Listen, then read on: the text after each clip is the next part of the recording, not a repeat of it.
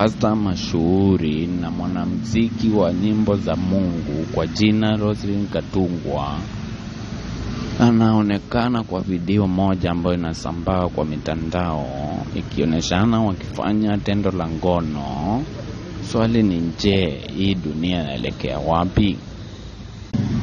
Pasta mashuhuri na mwanamuziki wa nyimbo za Mungu kwa jina Roselyn Katungwa anaonekana kwa video moja ambayo inasambaa kwa mitandao ikionyeshana wakifanya tendo la ngono.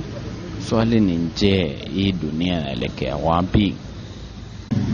Pasta mashuhuri na mwanamuziki wa nyimbo za Mungu kwa jina Roselyn Katungwa anaonekana kwa video moja ambayo inasambaa kwa mitandao ikionyeshana